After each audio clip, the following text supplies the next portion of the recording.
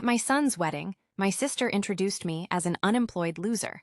I just smiled and let her keep talking. Then my son's boss walked over. He looked at her and said, "You're fired." The entire reception went silent. "Hello everyone. My name is Margaret Collins. I'm 58 years old, and at my son's wedding, my younger sister introduced me to his CEO as the unemployed relative who has lived off everyone else for years." She laughed after saying it. A few people nearby smiled awkwardly. I simply smiled back. Not because it was funny, because I'd spent years learning that some people only see the years you stopped earning a paycheck. They never bother asking what you were doing instead. Less than a minute later, my son's CEO looked at me with complete surprise. Then he looked back at my sister. His expression changed completely. He quietly said, "I think we need to have a conversation." At that moment, none of us understood just how much he already knew. If you'd met me 25 years earlier, unemployed would have been the last word anyone used to describe me. I was a mechanical engineer. I loved solving problems, designing manufacturing systems, finding better ways to build things. The work challenged me every day. It also introduced me to my husband, Daniel. He worked in quality control for the same company. We became friends first, then partners, then parents. Our son, Ethan, arrived 3 years after we were married. He was curious about everything. By the age of 6, he'd already taken apart 2 alarm clocks, a radio, and our vacuum cleaner. Thankfully, he also learned how to put most of them back together. Daniel always laughed. "He's definitely yours." Life wasn't perfect, but it was steady. 2 careers, 1 little house, weekend camping trips, ordinary happiness. Then everything changed when Ethan was 12. Daniel collapsed at work. A massive stroke. The doctors saved his life. But recovery was slow, painfully slow. For months, he couldn't walk without assistance. Simple conversations exhausted him. The rehabilitation specialists warned us that he'd need daily support for years. We sat at the kitchen table one evening after he came home from the rehabilitation center. He looked at me with tears in his eyes. "You can't quit your job." I reached across the table and squeezed his hand. "We'll figure it out. You've worked too hard. So have you. We need your salary. We need you more." 2 weeks later, I resigned. Everyone told me I was making a mistake. "You'll never get your career back.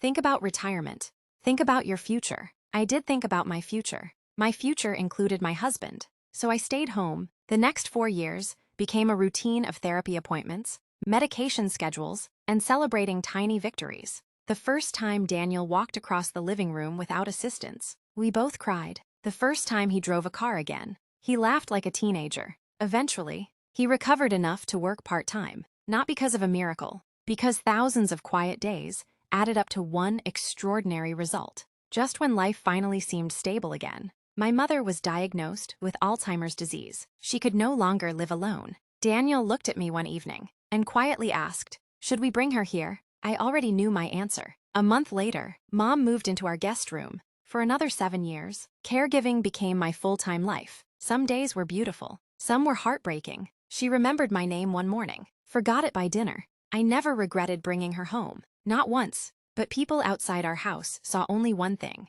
I no longer had a traditional job. My younger sister, Linda, especially loved pointing that out. Every holiday gathering included another joke. "So, still not working?" I would smile. "I'm busy." She'd laugh. "Watching daytime television isn't being busy." I stopped correcting her. People believe whatever story fits the version of you they've already created. Meanwhile, Ethan graduated from college with honors, joined a technology company, worked harder than anyone I knew. Within 8 years, he'd become one of the company's youngest senior project directors. I couldn't have been prouder, not because of his title, because he remained kind. Every Sunday, he still called. Every birthday, he still brought flowers. Every Mother's Day, he thanked me for showing him what commitment looks like. I always told him the same thing.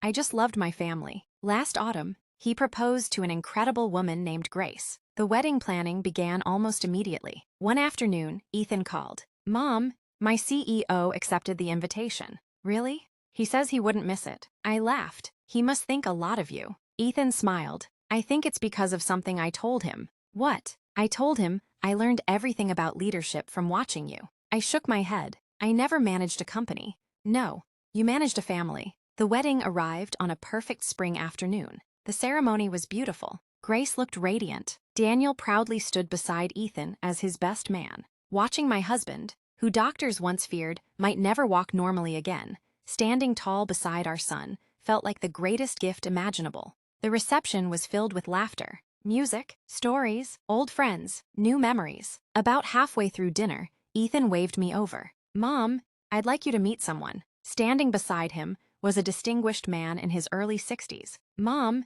this is Mr. Robert Harrison, our CEO." I smiled warmly. "It's wonderful to finally meet you." Before either of us could say another word, Linda suddenly appeared beside us. She laughed loudly enough for several nearby guests to hear. "Oh, Robert, you should know who you're talking to." I looked at my sister. She smiled sweetly. "This is my older sister, Margaret." Then she shrugged dramatically. "She's been unemployed for years." A few people turned toward us. Linda wasn't finished. "Honestly, she mostly lived off her husband, and then spent years depending on family." She laughed. "I guess every family has one." Silence. I simply smiled. Robert Harrison looked at me, then at Linda, then back at me. His expression changed instantly. He slowly tilted his head, as though he'd suddenly recognized something. Then he looked directly at my sister, and quietly said, "I think we need to have a conversation." The entire table fell silent. Sometimes, the people who mock your quiet years never realize those years were spent building someone else's future. As my son's CEO looked from my sister to me,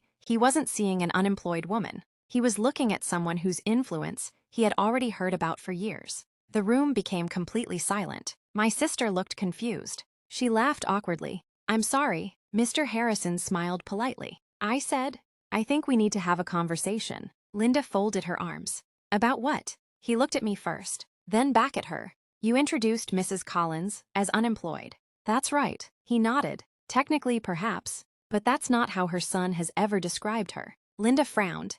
"What do you mean?" Mr. Harrison looked around the table. "I've worked with Ethan for nearly 10 years. He rarely talks about himself, but he speaks about his parents often." My son looked embarrassed. "Sir?" He smiled. "It's all right." Then he turned back to the guests. "I've heard countless stories about a woman who left a successful engineering career to care for her husband after a devastating stroke." My sister's smile faded. "I've heard about someone who spent years caring for her mother with Alzheimer's. I've heard about a mother who taught her son that leadership begins with serving other people." He looked directly at Linda. "The woman Ethan described, Xiaoma, sounds like the exact opposite of a loser." Nobody moved. Nobody spoke. Mr. Harrison continued calmly. "Do you know why Ethan became one of the youngest senior directors in our company?" Linda shrugged. "He's smart." "Yes, but that's not the main reason." He smiled at Ethan. "Every new manager receives leadership training. Ethan already understood most of it. Patience, empathy, responsibility. He told me where he learned those things." He looked back at me. "From his mother." I felt tears filling my eyes. Not because of the praise, because someone had noticed. Someone outside my family had seen value in the years everyone else dismissed. Linda tried laughing again. "Well, she still didn't have a job." Mr. Harrison answered gently. "Caregiving is work. Some of the hardest work there is. It just isn't always paid." The room remained silent. Daniel reached over and quietly took my hand. I squeezed his fingers. Mr. Harrison looked at Linda. "You and I work for the same company." She blinked. "What? I wasn't aware you knew that." She forced a smile. "I work in regional sales." "I know. I also know our company has very clear expectations regarding professionalism and respect." She immediately became nervous. "This is a family conversation." "It is, and I'm not discussing company business." He smiled politely. "But publicly mocking another human being, especially at a wedding, is disappointing." He paused. "We'll have a conversation at the office on Monday. Nothing more. No dramatic threats. No shouting. Just one sentence." Linda's face turned pale. She quietly stepped away from the table. For several moments, nobody said anything. Then Mr. Harrison turned toward me. "I've wanted to meet you for years." I laughed through my tears. "Why?" He smiled. "Because every time Ethan solved a difficult problem, he'd eventually say, 'My mom taught me something similar when my dad was recovering.' Or, 'My mom always said, people remember how you treat them on their worst day.'" He shook his head. I finally realized I'd been learning leadership from someone I'd never met. I covered my mouth. "I don't know what to say." "You don't have to say anything. You already taught the lesson." The rest of the evening slowly returned to normal. People danced. Children laughed. The band began playing again. But something inside me had changed. Not because someone important defended me. Because I finally believed I didn't need defending. Monday morning came. I wasn't expecting to hear anything else. Then Ethan called. "Mom, everything okay?" "Yeah."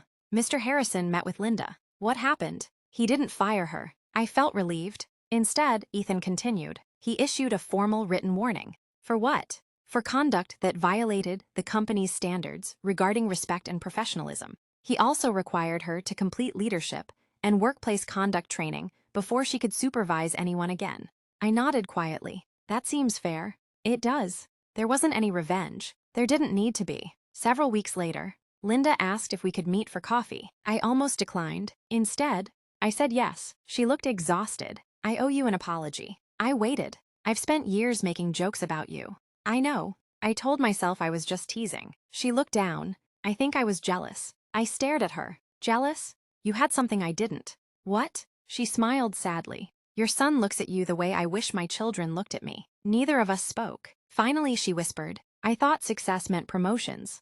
I forgot it could also mean raising someone who becomes a good person. I reached across the table and held her hand. You still have time, she cried. I hope so. Epilogued. Soft piano becomes lighter, carrying gratitude instead of sorrow. It's been 3 years since Ethan's wedding. Daniel still walks every morning, sometimes more slowly than before, but he walks beside me. Every single day feels like a gift. My grandson was born last year. The first person Ethan asked to babysit wasn't a professional nanny. It was me. He smiled and said, no one ever made me feel safer than you.